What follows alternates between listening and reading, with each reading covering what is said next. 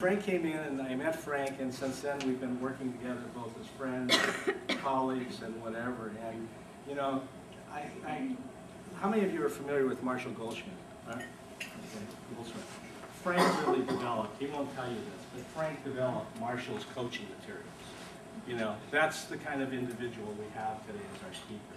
And I would tell you that if you don't know him, because he doesn't like to be known as one of the top consultants around here. He is one of the top consultants who live in our area, which we're really privileged to have. Maybe we can get John. Where's John? Right here. Get him signed up, will you, please?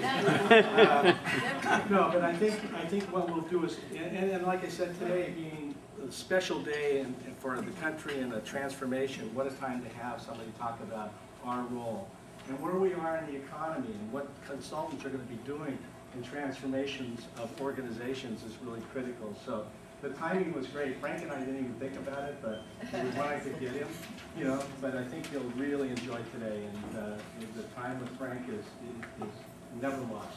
Now, how many of you, are those of you that really want a copy of his presentation after today, give me his card, leave your card with me, and I'll send you the presentation. So you don't have to worry about getting it. And those of you that haven't turned in your card, we're going to have a drawing at the end. We'll pass it, we'll come around and collect cards. So I want to make sure we get everybody, because we have 3 giveaways today that we're going to be giving at the end of the session. So Frank, with that, I will take away, and you're on. Thank you, Bob. It's a pleasure to be here. I feel kind of bad, though, too, because it is the inauguration, and we already have, I think, a new vice president, if I read the itinerary correctly, and at 9 o'clock our time, there's going to be a gentleman who's going to get up and put his hand on a, I think, a very special little book, a Bible that was also touched by another pretty special person, at least to me. And my handful of favorite presidents, I say Abraham Lincoln could be the top, but I hate to say give anyone top place honors, but certainly in the top 3 to 4 presidents we've ever had. And Barack Obama is going to be putting his hand on that same Bible. So I want to make sure we're done, completely done, by at least 8:55. So anyone who wants to see this thing live, I think there's TVs right around the corner here. And even if you say, well, I'm a little jaundiced and I didn't vote for the guy, and I don't think it's a big deal anyway. Probably some people felt that about some other presidents or other events, and then later with their grandkids would like to say, where was I? Oh, I T-voted and watched it at 10 o'clock at night. No, if you want to go, good time.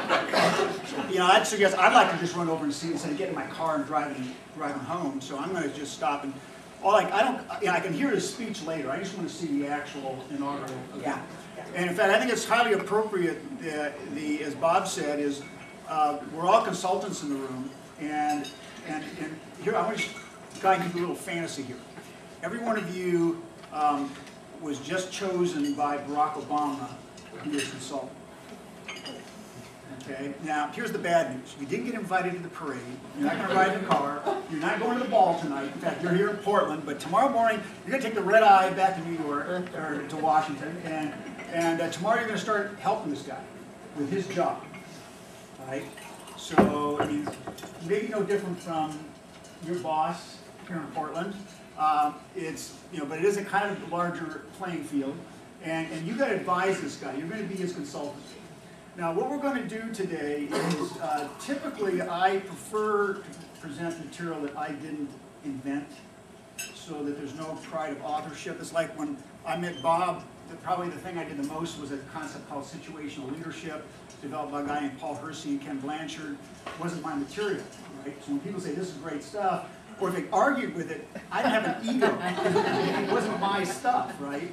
Well, today, when you talk about transformations, it's like when Bob asked me to do this program back in the day on transformational leadership, I had to go back and look the damn thing up. What does transformational mean?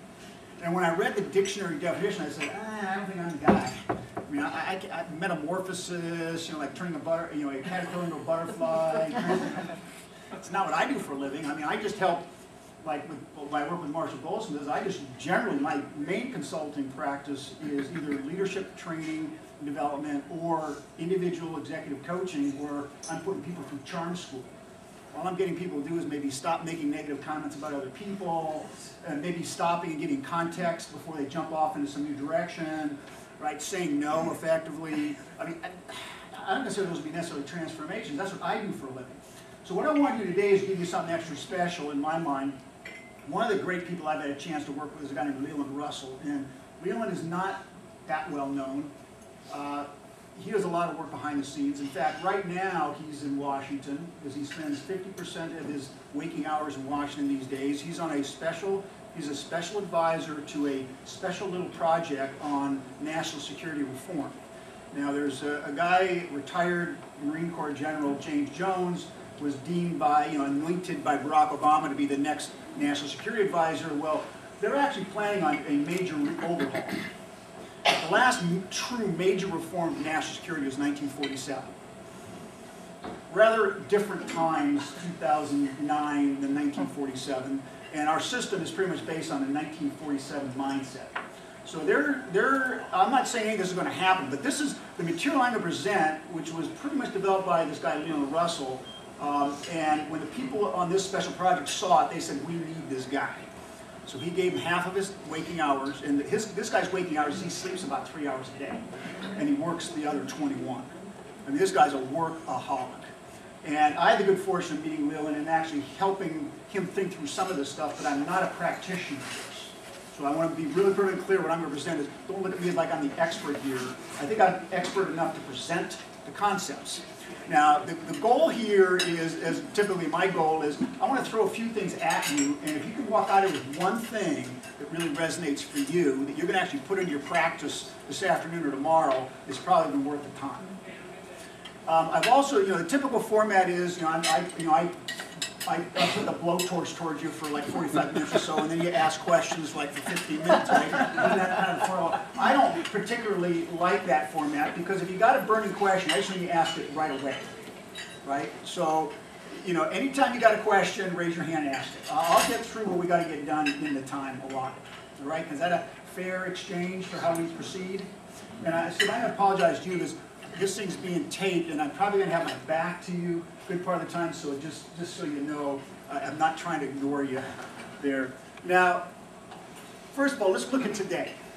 Remember, let's go back. You are President Barack Obama's special consultant. Okay? That's your job. Ooh, I'm going to go in there. I want to make sure that, I do a good job. This guy's got an important job. I like to do good work. Right? I'm committed to important, successful things. Let's look at the challenges we face. Okay? And is the level of complexity going up or down? By the way, I will mention a little bit into it. One person I'm coaching, his name is John Moroz. John received the award from the German government. It's the highest award they'll give anyone in the world who's not German. And because of it, he was instrumental in the reunification of East and West Germany. And he's the kind of guy that I remember earlier this year, I think it was during the Olympics. I mean, when it wasn't the Olympics, it was a little bit before that. The president, who was the president of the United States, who was the guy who pretty much ran Russia, were standing in the corner talking, and they're mentioning John Rose's name. John has one job, and he's in the non-for-profit, non-government organization arena, and it's to make the world a safer place. And he typically gets up to very wealthy donors trying to get money to do the cause, and he typically starts his presentations with the following question. If you think about it over the last 12 months, if you think that you feel safer or not? Is the world a safer place or not? And he does a pretty good job of raising money. So, I mean, things aren't getting easier. They're not getting less complex. They're getting more complex, right? How about the pace of change? Right? Pretty high rate of change going on. So let me just show you a little graph here. And if you look at some of these lines and how highly they're moving upward, these are kinds of things that are happening, right? Just the tempo of how many times you see something. Let's take our field. How many consulting books are published each year? Just our little myopic view of the world, right? I mean, if you back at 30 years, you'd have to go around like, wow, has there anything been published lately? I mean, it's now like, it's like how many today came out, right? I mean, just the pace of things that are going on, right? How about competition? There aren't any boundaries anymore, right? In terms of where competition comes from. just think about us. You know, in the old days, you just say you had a regional consulting practice, you think, well, at least my only competition is the other people in the region. You know, not today. I mean, I have a godson who was the webmaster for a little organization called Second Life.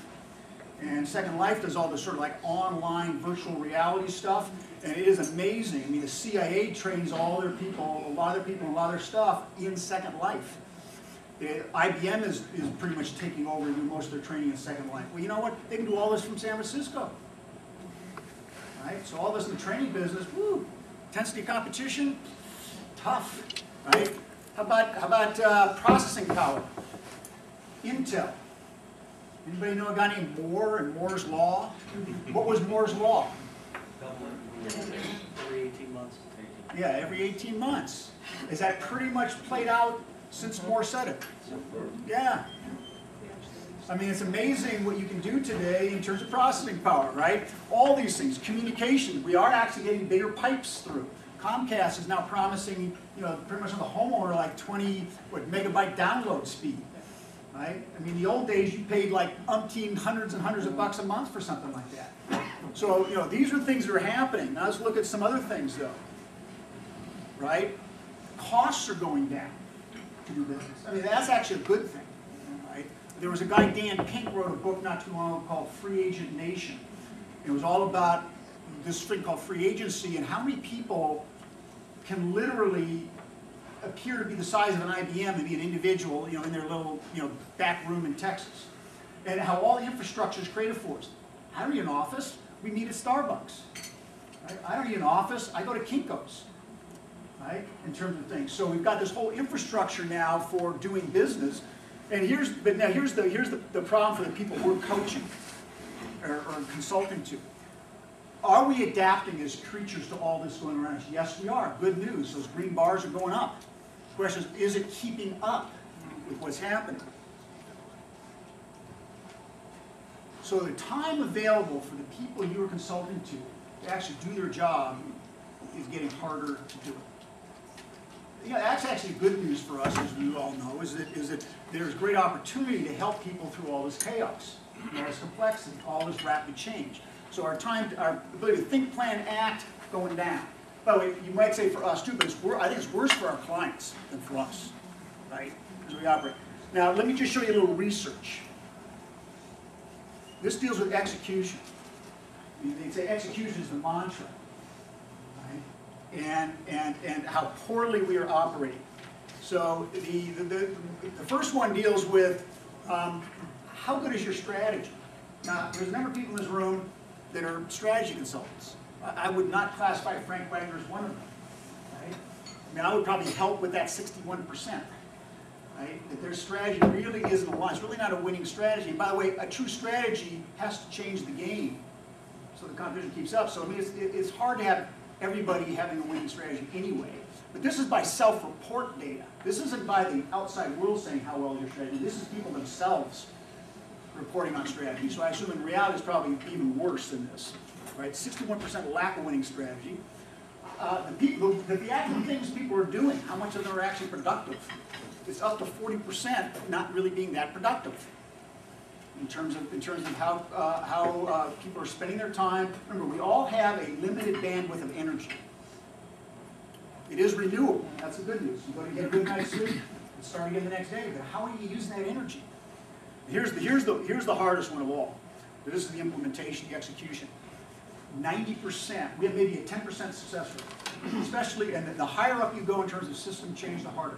For instance, the work that Leland's doing on national security reform, I'm not going to hold my breath it's going to succeed.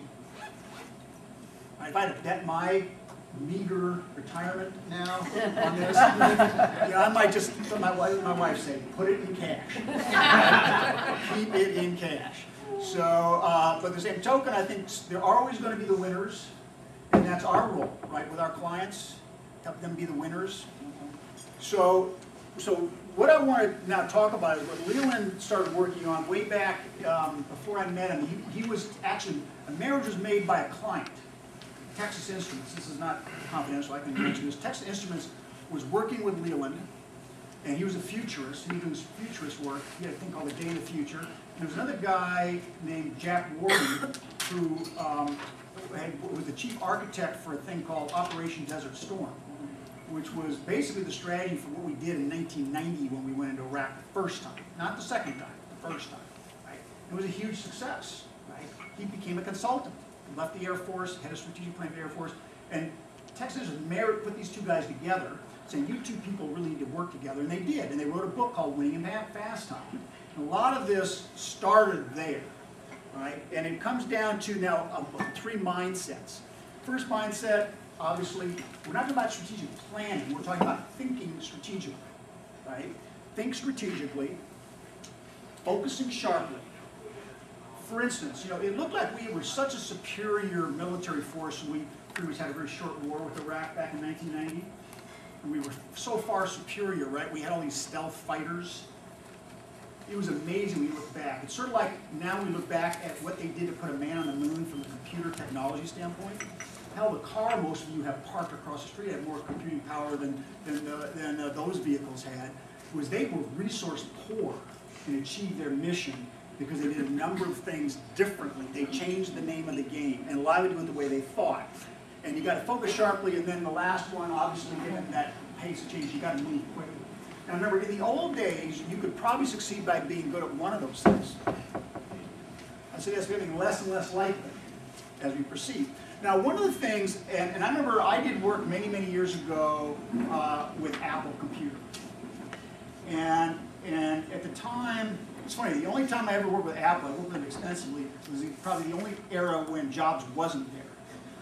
Right? He had just left, and he had hired his replacement, a guy named John Scull. Well, now I'm working there, and I figured I'd get to know this guy, and he published a book called Odyssey. Right? So I figured I'm going to read the damn book.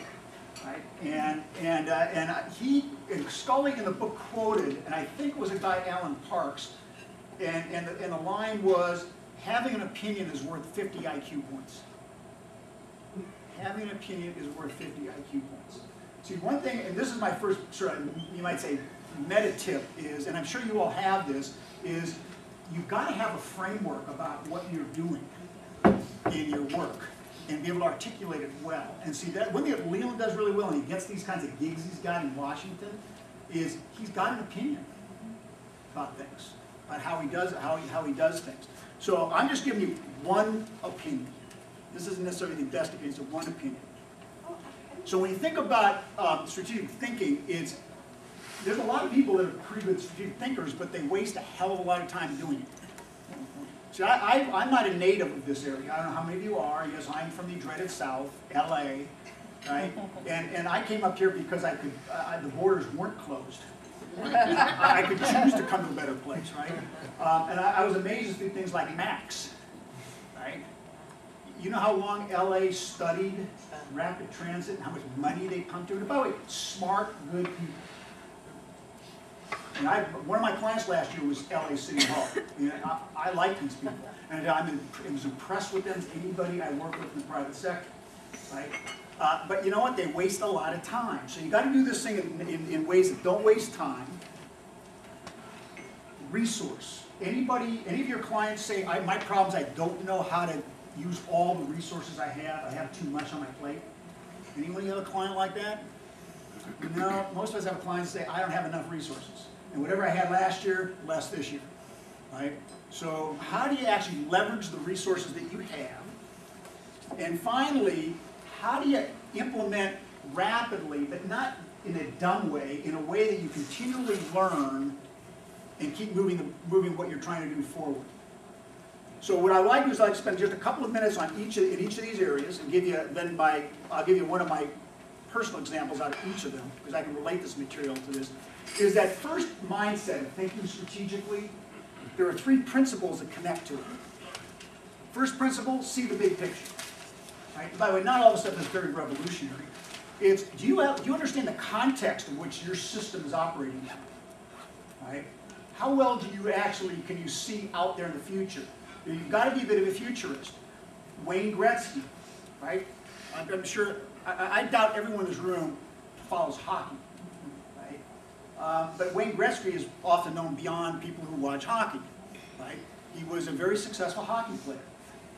those of you that probably know something about it probably know the answer. He was asked why he was so successful. Does anyone know the answer to that? Oh, we got a lot of it. What's the answer to that? Because I skate to where I think the puck will be. Yeah. Well, I'm not sure he used the word "thing." No.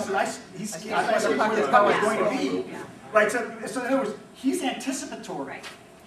And by the way, he was gifted, he had good speed, he had other things. He wasn't like huge, I mean, he wasn't these guys that like, you know, loses his teeth and like all this stuff and bangs people against walls, right? Very successful player in a very brutal sport, right? Because he goes to where the puck's going to be. And the question is that's a learned skill. But people spend, see, one of your roles as a consultant, help people take a little bit of time, take a deep breath, look out there in terms of the way they're operating. See the big picture. Second thing, design like an architect. Anyone ever work with an architect? Anyone work with a good architect? Okay, you know, what does a good architect do?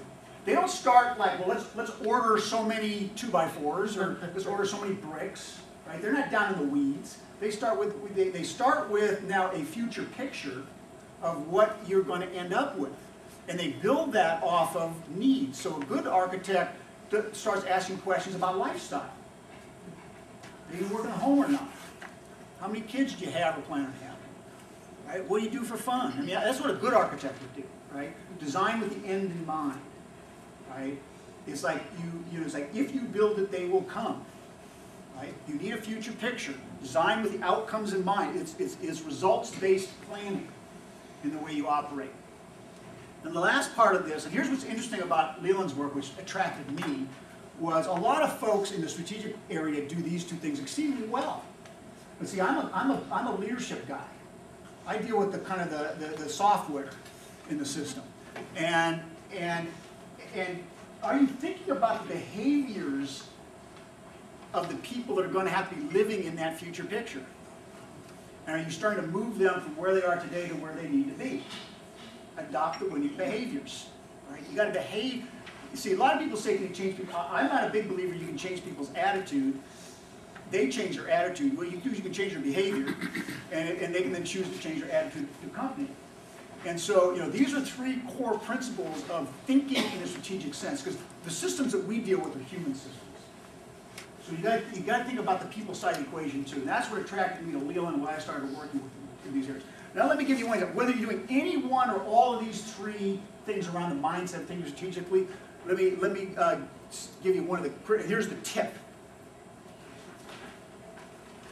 Your success is going to be how well you tap into what's called the collective IQ. Now let me go to some popular television. First here, it is a challenge to do what I just put up there. It's not easy to see what's going on out there. It's not easy to actually have a coherent future picture out there, right? And so it's a cognitive challenge, right?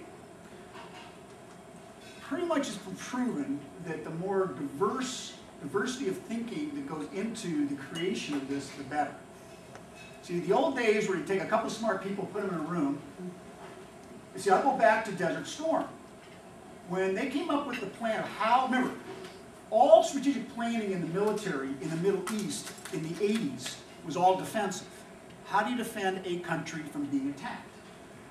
Saddam Hussein, not a dumb guy. That, I'd say, history books, maybe not in this country, would write him up as fairly brilliant. He took a country before anyone blinked. Right? All of a sudden, tanks are in Kuwait City. You can't, your strategy about defending doesn't work anymore. Nobody knew the answers. Well, Warden came up with his 24-hour plan of how to do this. He sold it up through the food chain, right? And they took a couple of months to design this thing. When he was given permission to run this thing, from, remember, joint military. This isn't just the Air Force now. This is Air Force, Marines, Army, Navy, everybody together in the Pentagon. You know, in the old days, you know what they do? Ooh, a couple of smart people in the Pentagon would figure out what to do.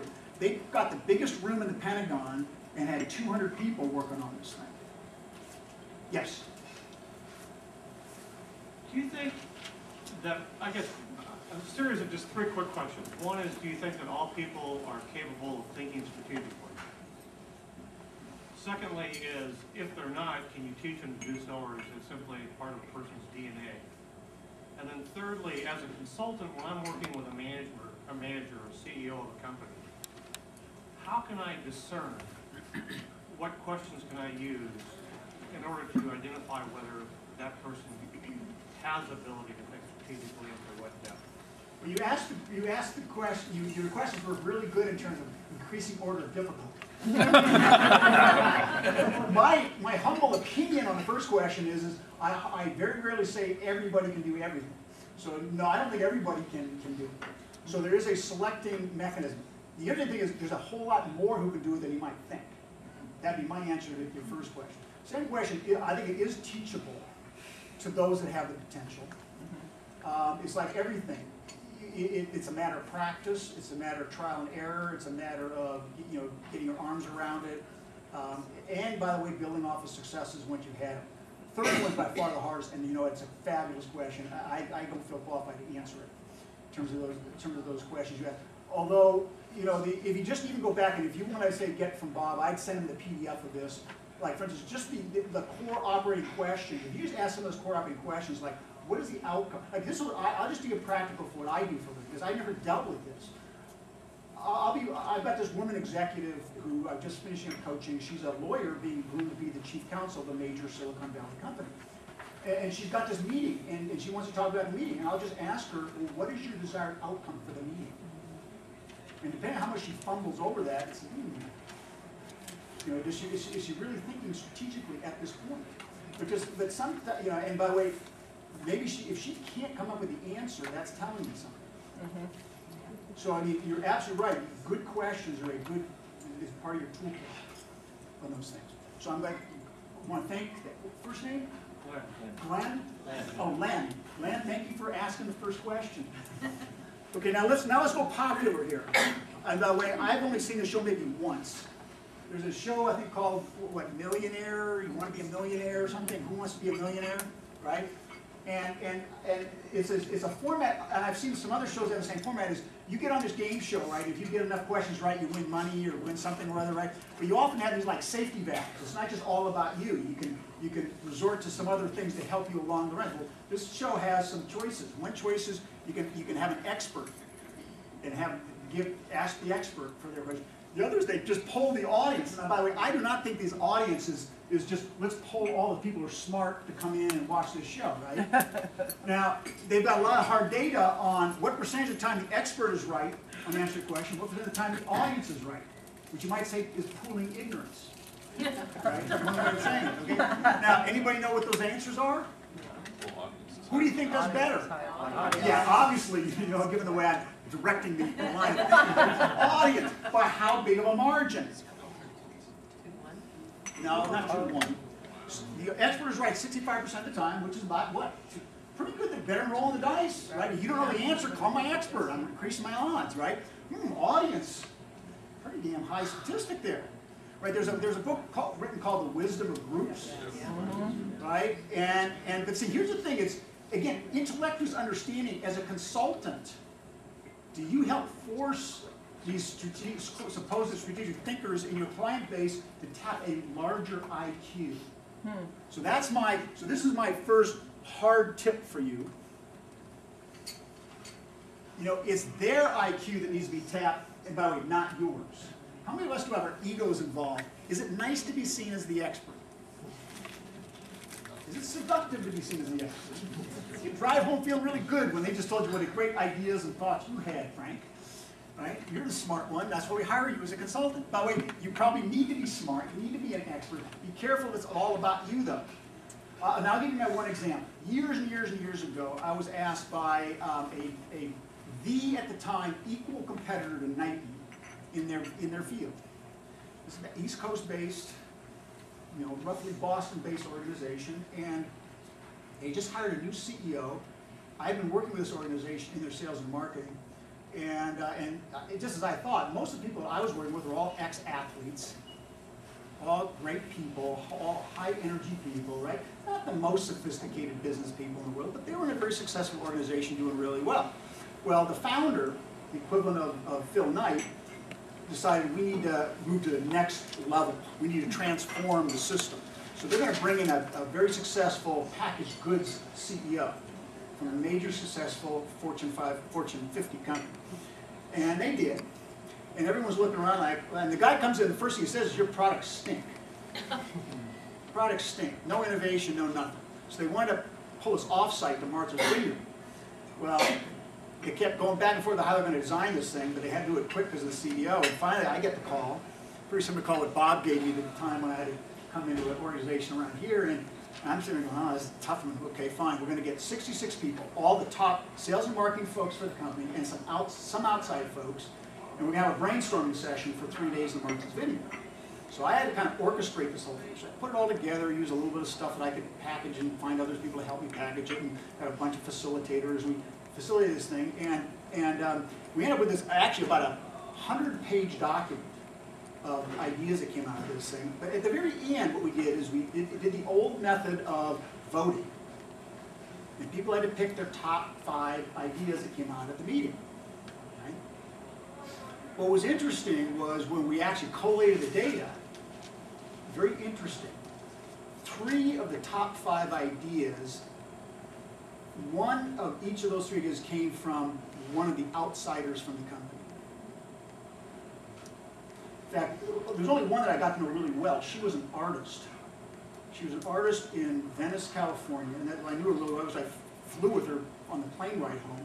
She basically was invited because she took their shoes and would make artwork out of them, like one of a kind that maybe a movie star would wear. She was an artist, right? They're talking about designing new shoes. Well, she had one of the top 5 ideas. In fact, interestingly enough, hers was the #1 idea that came out of this thing, right? And by the way, I didn't do the invite list. I don't know who the hell was smart enough to invite these outside people. There's only a handful. I mean, out of 66 people, I think there were 5 outsiders. 3 of the top 5 ideas came from outsiders.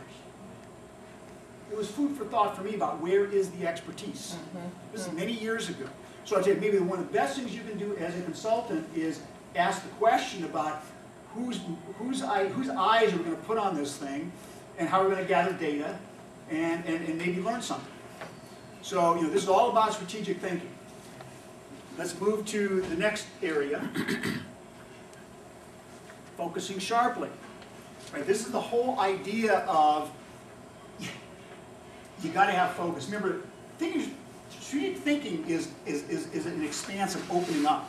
Right? Certainly there's some of the narrowing when you're going down to what is my future picture, what's the desired end result, what's the outcome we're after, what we're going to look like 5 years from now, or whatever your time horizon is. Focusing sharply is the exact opposite discipline. This is cutting. This is narrowing because of what you're doing. Now again, there's 3 principles that Leland uses in his work around. Excuse me, I just lost my mic.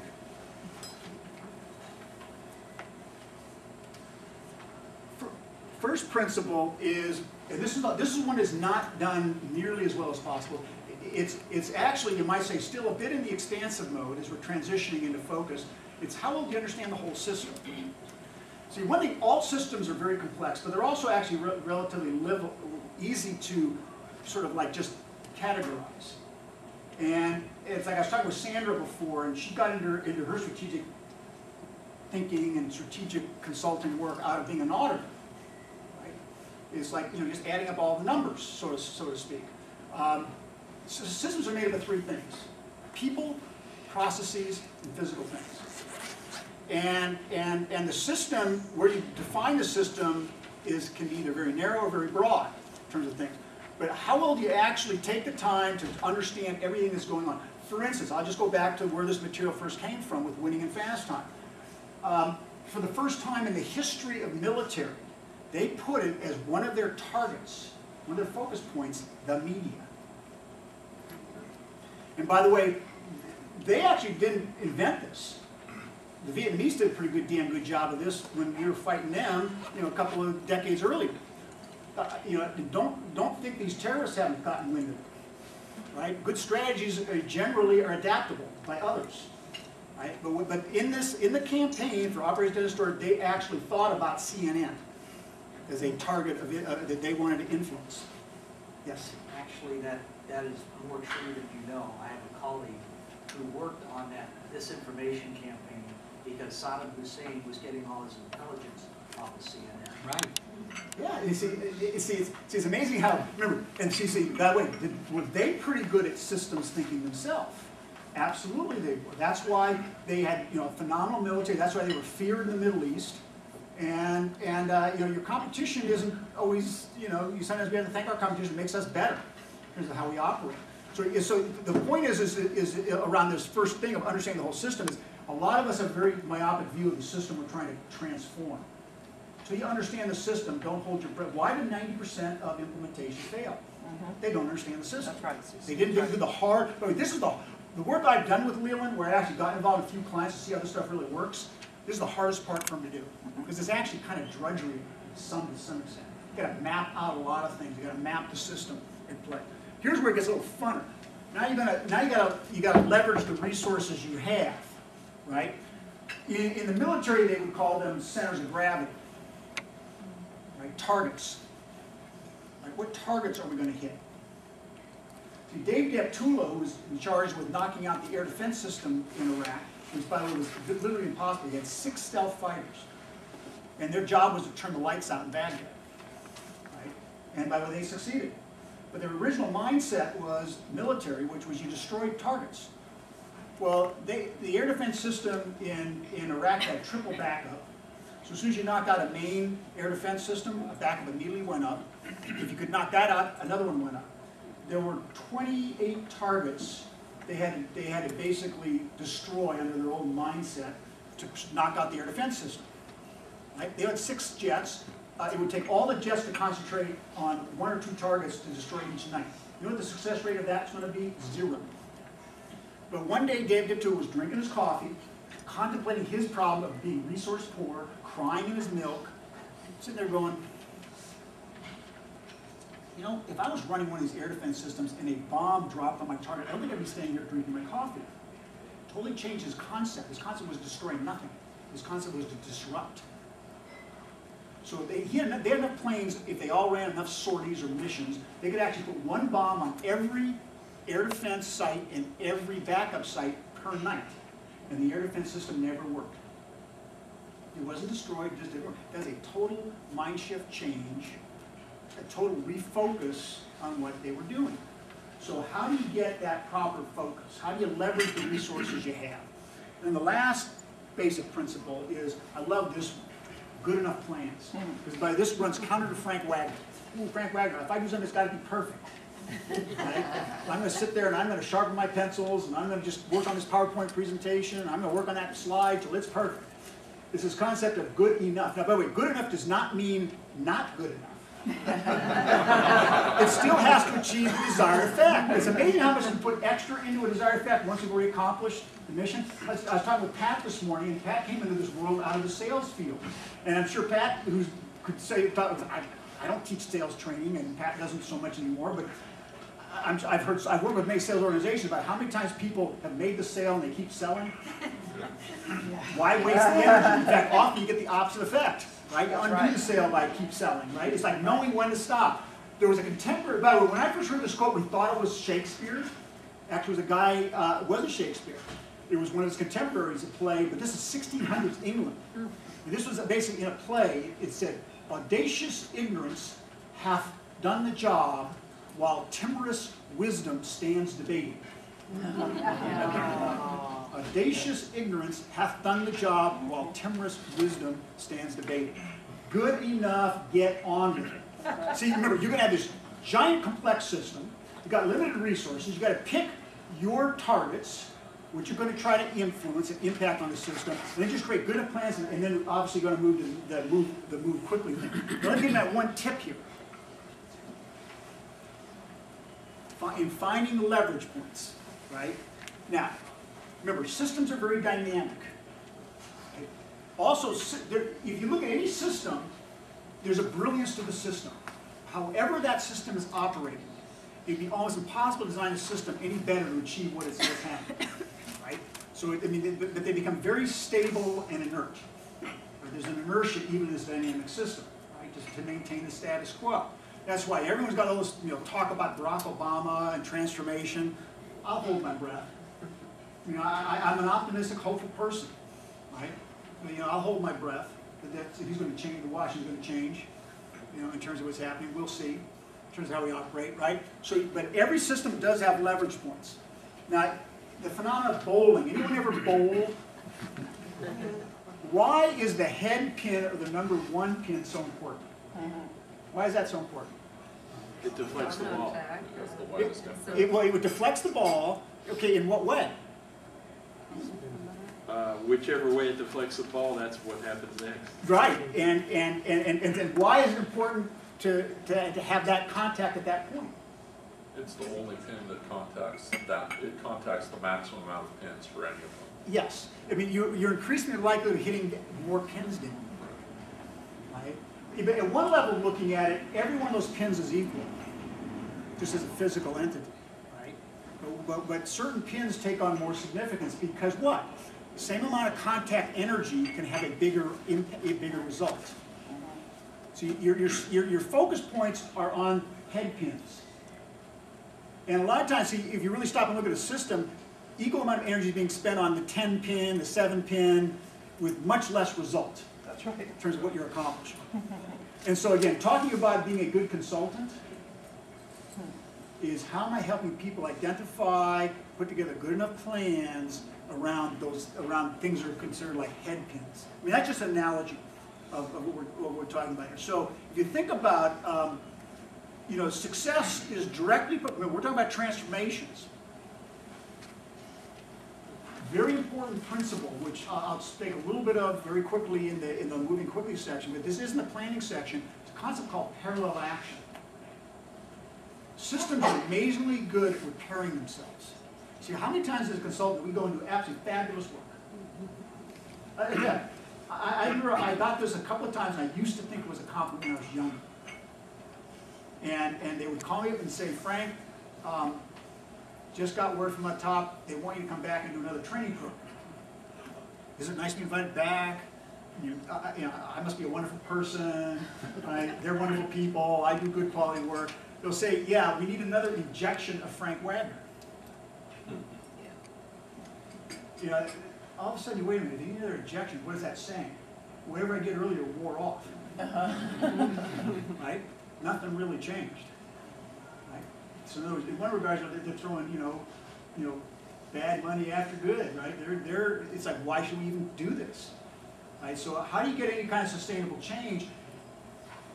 You remember the old Christmas tree lights? Looks like some of the people, there's some younger people, they don't know what I'm going to be talking about. I apologize, but I've seen some people who understand the old Christmas tree lights. They were strung electrically, what they call serially, which meant if one light bulb burned out, the whole damn strand went out. And it was like horrible to try to find the one replacing the one. Well, guess what? Whoever worked for those companies, the consultant that hired the Christmas tree light company that hired the consultant said, why don't we string them in parallel? One goes out, doesn't have impact on the others. So it's parallel structuring, but the concept is the same in terms of trying to change or transform the system. You've got to attack the system from many fronts in parallel. Because if you do things sequentially, single point failure. If the one that you're doing doesn't work, you're dead in the water. Under a massive parallel approach, hitting many leverage points at the same time, you actually paralyze the systems from this ability to resist and snap back to the original shape, and it actually can morph to something new. If you're, whatever chance, you got to do things in parallel at the same time. But here's the good part about this too: is nothing by itself has to work. Just enough things have to work to change the system. So that's another key concept in your mind using this methodology as a consultant. Is always to ask yourself: are we doing enough? Are we hitting enough leverage points in approximately the same time to make the change we're trying to change in the system? Precision. So the key tip here is, and this I'm going to go back to my situational leadership days. This is something that when I step back and look at this great work I see of guys like Leland Russell and helping large systems change, again, my simple mind goes back to things I've learned. Situational leadership, which is a concept called readiness. Readiness is a relatively simple concept to understand. Readiness is made up of two components. There's what we call the ability side of things, or the competence side of things, right? The knowledge, the skills, the understanding of the priorities, what's going on to do whatever needs to be done. Right? Let's say the implementation of the strategy. But then there's also the behind the eyeballs piece, the motivational side, right? The energy side, the willingness to implement. And by the way, whenever you get, let's go back to how this is all interconnected. If you have not properly tap the collective IQ, if you really don't have the winning strategy, and it's been invented someplace else, you think people on the bottom have to execute really care? You know, but the more, they had their fingerprints and investment into the process, often the better. And what you're trying to do is you're trying to increase readiness. Now, I'll give you my example. I was asked to coach this guy, John Morose, of the East-West Institute, who was instrumental, he basically, his original job was to try to ease tension between the United States and Russia. Still is a major part of their mission, but now they've actually reached higher level officials in China than previous administration. Now they've got a little bit more world view of things. Well, John's one of these brilliant guys. Again, just like Leland. In fact, Leland's the one who introduced me to John and said, "John, you need Frank as your coach." And we met, and he liked me, and I started working with him. John's problem is he runs too fast compared to his staff. He burns people out. They absolutely love him, but then they hate themselves because they're not delivering. This guy's a saint. He literally is a saint. Right? So I'm working with John, and he pretty much says, Frank, you're my sixth coach. I should take that as a compliment, right? I'm sitting there going, do I really want this gig? By the way, I'm volunteering. Right? Everything I do for these visitors, I do on my own nickel. Right? So when we worked with John, his game plan from a behavioral standpoint, so he had to stop and give context. Because he would be sitting there and talking with, say, Ross Perot Jr., who's one of their bigger benefactors, have a change in mindset of what they're going to do, go back and just announce it to the staff. And what do you think the staff felt about working for a guy like this? I'm fully committed, I'm working 110%, and now he just changed the focus, I have no clue what I'm doing. See, he was de-skilling people. He was demotivating people. He was lowering readiness. Right? And by the way, his own readiness was going down. He would get pissed off, upset. Remember, sometimes he wasn't Mr. Charming, right, with staff. And so the other thing he had to start learning was focus about how to say no. He bragged about the guy who wrote the book was a good friend of his. Right? And he got the first copy of the book. I said, did you read it? No. Right? How does he say no? And by the way, the other thing too is he had to learn to, he didn't necessarily have to learn to say no. He had to learn to have people realize he was saying no. They didn't see all the things he was saying no to. But he himself got better disciplined about saying no. Right? I was increasing his readiness on some key tasks he had to do to run his big organization. So anything you can do that can raise your client's readiness, and by the way, it's easier to do a few things than a lot of things. So that's me. Where do we make the choices and make our focus points? Do this because we are getting towards the 9 o'clock hour here. The three basic principles under moving quickly is organize for rapid success. Typically the way an organization is organized is not for rapid success. It's organized for achieving what it's presently been doing.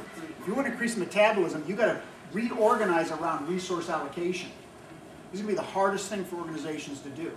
And some of the better ones, they break up the hierarchy and they put the right people into the right roles. They may call it a temporary system, but it could become the new status quo if things work. And you got to organize around what creates success, not what's comfortable, right? So that's generally built around your system map, your focus points, your leverage points, right? And then your good enough plans. And then you organize around that. Second thing is this thing being the orchestra leader. This is that parallel action piece, right? Is that we have to make sure we are hitting enough targets, right, to achieve the right desired effects within a certain period of time we're not succeeding. Why do you think, by the way, remember, you're the advisor to Barack Obama. And how much time can he sit and wait? I mean, they preach, by the way, none of this stuff is that revolutionary new, right? They already know this stuff. Stimulus package, we got to get it passed right now, right? We got to bail these people out today or it's the end of the world, right? And if they do or they don't, it's not the end of the world. See, are you doing the right things? You need the right leverage points to make success. See, if you're going to be invited to the next parade when he gets elected, assuming he gets elected for a second term, and you're actually in the parade at the ball because of all you've done for that person and for the country, it's because you've helped them do all the stuff that I mentioned here. They're thinking strategically, focusing sharply, moving quickly, and achieving results. The last thing is all about understanding and leading transitions. One thing that people don't do well is anytime you change or transform, there are things people have to give up. There are things that have to end. And we are all bad at endings. Right? I'll give you a perfect example. My mother died in November. I'm still getting over it. Right? And it ain't going to happen quick. And in terms of just the way you have to work yourself through transitions. So let me just give you the, just again, another great Leland graphic about what does moving slowly mean and what's the predictable consequence? Is that there's actually a cost for going slow, right? And so if you look at this time along the bottom axes, the x-axis, and up top is your success probability. Now let's fill in what goes down. Is you start execution, and this is what happens. The opposition wakes up. Remember, this is the system that doesn't want to change. It wakes up. Remember, you don't give it enough time, it wakes up, right? Objections start coming out, right? Resistance intensifies. Sabotage begins, right? Unanticipated events occur. This is a system, right? People lose faith. Effort is abandoned. Remember, this is 90% of the time what happens. It all starts well. Right. Right? So time, remember, you heard the term, I don't know, any highway patrol here? I mean, I totally agree, speed kills on the road out there. The lack of speed kills here with the work we do. So it's like, how do you increase metabolism and energy? I'll give you my one last example. This is a client I work with. Well, first of all, the benefits of moving quickly. See, I don't care how smart you are. Your assumptions are obviously pretty quick. The sooner you get something done, your assumptions may still hold water, right? You get fewer anticipated consequences by having a tighter bandwidth of when things get done. You preempt your competition for what you're trying to accomplish. Right? And anything, by the way, because since you're not brilliant, and no plan survives its first taste of reality, the first day of real life, you can make adjustments. See, it's that called fail fast concepts. And by the way, I'm much more of the optimist.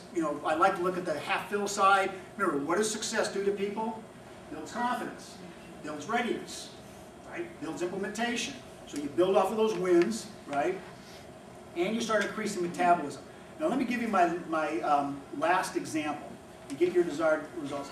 I was asked by a high-tech company in Silicon Valley. I was coaching the head of a group general manager. He ran $1.5 billion business.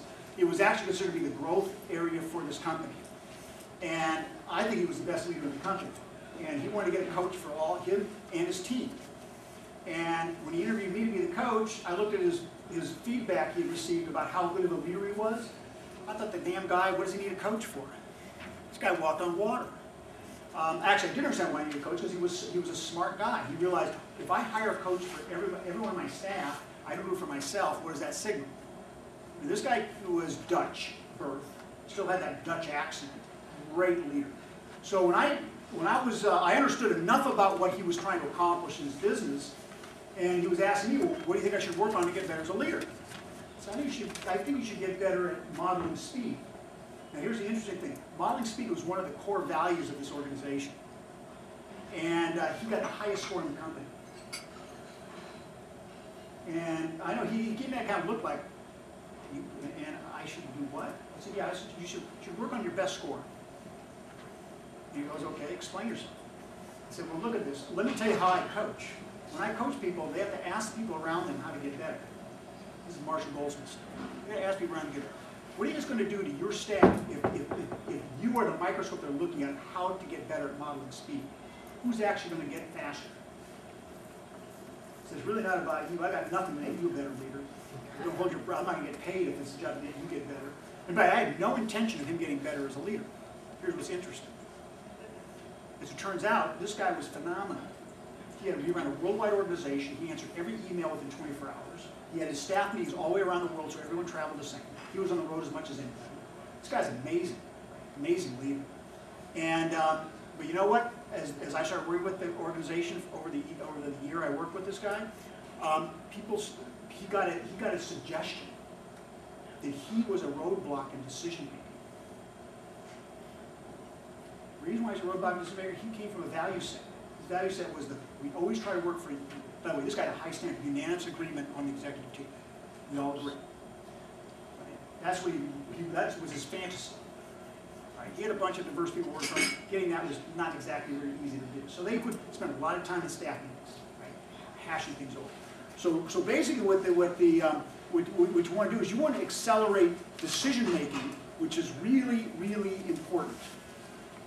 Now let me tell you what happened. See, one of his direct reports gave this suggestion to him. It was fascinating, the suggestion, that we create a decision-making tier. That we get together as a group and we've got to make a decision. Our first goal is to reach unanimous agreement. At any point in time, anyone in the staff can raise their hand and say, this ain't working. They move to tier 2. This is like DEFCON 1, DEFCON 2. Tier 2. Tier 2 is we reach for consensus. Now, but they use the International Red Cross standard of consensus, which is I will not disagree and I will not offer an alternative as reaching consensus. Which literally means I don't buy this decision at all, but when I walk out and the press puts the camera, I'm going to say, "Ooh, great decision, love it, we're going after it." Right? And your job is to make it work. So that was tier 2. Right? They're working on consensus, not working. Any staff can raise their hand, not working for me. They go to DEFCON 3. DEFCON 3, okay, majority rule. They take a vote. This is like the United States of America. They turn this into enough a privately or public company in the public sector into a democracy. They're going to take a vote. But you know what? They take the vote. If anybody says this stuff, really, and by the way, sometimes they can live with it, but very often someone would just say, I don't think this is working for me. They went to the final level. Chris, the guy, made the decision. The quickness with which they started making decisions, it just snapped and changed. And at the end of the day, you know what he told me, Frank? I got better at modeling speed. Never my desired effect. And by what was really important was all of his staff and team got better at modeling speed, which was his strategic desired effect, because he was working with an organization where these guys were all grown up as engineers, and the pace of change in biotechnology is a lot different than in the kind of business these people did, and they became very successful. In fact, this guy's now retired, and he grew that part of the company. So these are all food for thought. So my closing comments for you are, one thing too is be very cautious, because I've seen this fail. See, if I had come in and suggested that as the methodology, as the consultant, people would have said, this is Frank's stuff. And I don't think it would have worked. It's better when they feel they own it as they go through it. So these are the 3 major tips, just to remind you. Tap their IQ, don't make it about yours. Anything you do that increases readiness in your client organization is good. And they own it.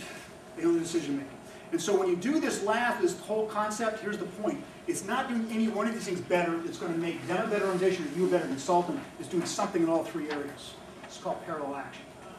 So I blew it because I only got 7 minutes to showtime, and somebody's got to talk after me. Kathy, is it you? So if Kathy, you do what you got to do. If I blew it, I blew it. So thank you all.